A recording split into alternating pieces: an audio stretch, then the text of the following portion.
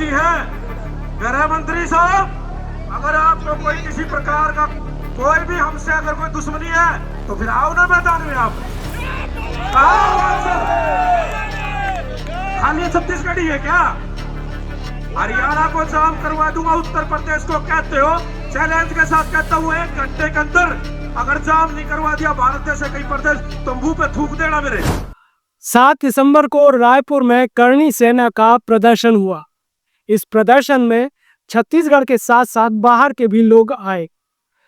हालांकि इस प्रदर्शन में भीड़ तो ज्यादा नहीं पहुंची, लेकिन युवा क्षत्रिय करणी सेना के राष्ट्रीय अध्यक्ष ने ऐसा बयान दिए जिससे यहाँ की सियासत जो है यानी कि छत्तीसगढ़ की सियासत में उबाल आ गया।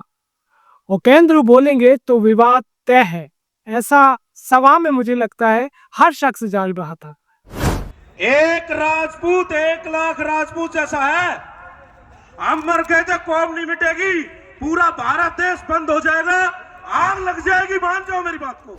और जैसे ही उपेंद्र ने अपना माइक संभाला, वहां मौजूद लोगों में जोश आ गया और कई मोबाइल तो ऑन हो गए, क्योंकि मालूम था कि उपेंद्र के जो भाषण है वो विवादों में आएंगे और हो सकता है सोशल मीडिया पर भी वायरल हो जाए।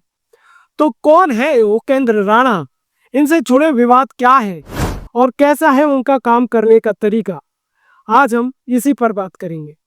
मरना तो ही मार दो ना, पर वो करके जाएंगे कि याद रखोगे तुम, तुम्हारे साथ है। नमस्कार, मेरा नाम सत्येंद्र सिंह राजपूत है और आप देख रहे हैं 4th आई न्यूज। उपेंद्र राणा क्षत्रिय करणी सेना के युवा प्रकोष्ठ के वरिष्ठ राष्ट्रीय अध्यक्ष है, जो अपने तीखे बयान और आक्रामक अंदाज की वजह से लगातार सुर्खियों में रहते हैं। वे खुद को सनातन धर्म और क्षत्रिय समाज के लिए संघर्ष करने वाला बताते हैं और सोशल मीडिया पर वे आंदोलन के जरिए चर्चा में बने रहते हैं। और जब से वे क्षत्रिय करणी सेना के युवा राष्ट्रीय अध्यक्ष बने हैं, तब से लगातार वे अलग अलग राज्यों में सक्रिय दिखने लगे हैं।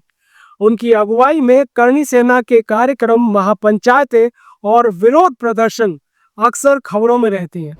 उपेंद्र राणा के भाषणों की एक खास पहचान उनका सीधा टकराव वाला अंदाज है, जिसमें वे विरोधी नेताओं और पार्टी पर खुलेआम आरोप लगाते हैं और चेतावनी भी देते हैं। पार्टी यानी सरकार या दूसरी पार्टी जिससे भी वो विरोध के लिए खड़े हुए हैं उसकी बात कर रहे हैं।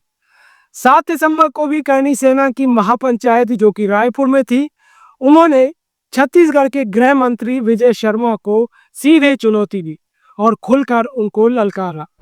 यहाँ के जो गृह मंत्री जी हैं, गृह मंत्री साहब, अगर आपको क्षत्रियों से दिक्कत है, अगर हमसे कोई नाराजगी है, अगर आपको कोई किसी प्रकार का कोई भी हमसे अगर कोई दुश्मनी है तो फिर आओ ना मैदान में आप।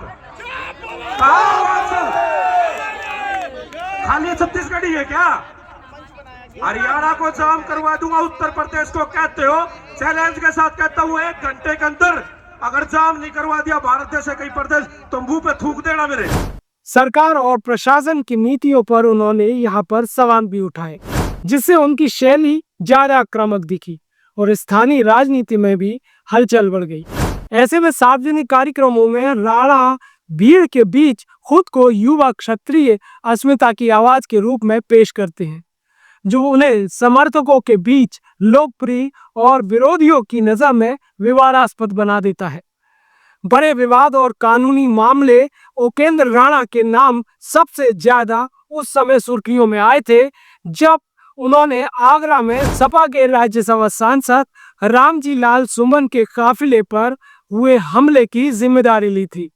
इस घटना के बाद उपेंद्र राणा पर कानून व्यवस्था बिगाड़ने, नफरत फैलाने जैसे गंभीर आरोप लगे, जिस पर सपा प्रमुख अखिलेश यादव ने भी सरकार और पुलिस पर सवाल खड़े किए थे।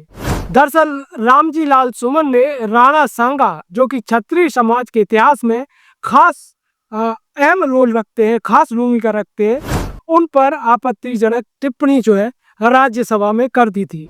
हालांकि उनकी इस टिप्पणी को राज्यसभा की कार्यवाही से अलग कर दिया गया था, डिलीट कर दिया गया था। इसके बाद आगरा में ही एक और बवाल हुआ, जहां करणी सेना के प्रदर्शन के दौरान पुलिस से झड़प, सड़कों पर हंगामा हुआ और राणा का पुलिस को खुला चैलेंज देकर फिल्मी स्टाइल में निकल जाना भी विवादों का हिस्सा बना।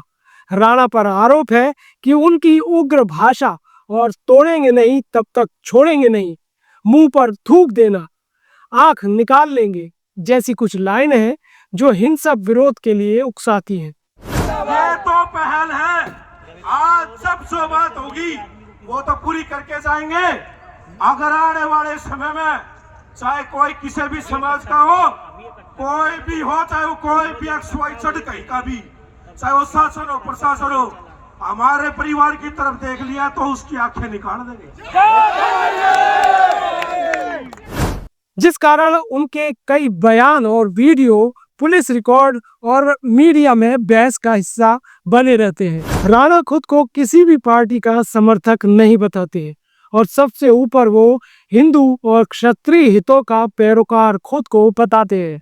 उनकी लाइन ये रहती है कि जो भी सनातन धर्म या क्षत्रिय समाज के खिलाफ बोलेगा उसे छोड़ा नहीं जाएगा और इसी सोच के कारण वे बार बार विवादों में घिरते भी रहते हैं और अपने समर्थकों के लिए वे आक्रामक नेतृत्व की भी पहचान बनते जा रहे हैं। उपेंद्र राणा के बारे में आपका क्या कहना है? क्या उपेंद्र राणा जिस तरीके से भाषण देते हैं या उनकी जो कार्य करने की शैली है वो सही है या फिर ये विवादास्पद है? अपनी राय आप कमेंट बॉक्स के जरिए रखिएगा। इसके साथ ही अगर आपने हमारे चैनल को सब्सक्राइब नहीं किया है तो फौरन कर लीजिए, क्योंकि यहाँ आपको कुछ अलग, कुछ जुदा खबरें लगातार मिलती रहेंगी। नमस्कार। यहाँ के जो गृह मंत्री जी हैं, गृह मंत्री साहब, अगर आपको कोई किसी प्रकार का कोई भी हमसे अगर कोई दुश्मनी है तो फिर आओ ना मैदान में। आप खाली छत्तीसगढ़ी है क्या? हरियाणा को जाम करवा दूंगा, उत्तर प्रदेश को कहते हो, चैलेंज के साथ कहता हूँ 1 घंटे के अंदर अगर जाम नहीं करवा दिया भारत जैसे कई प्रदेश तो मुंह पे थूक देना मेरे।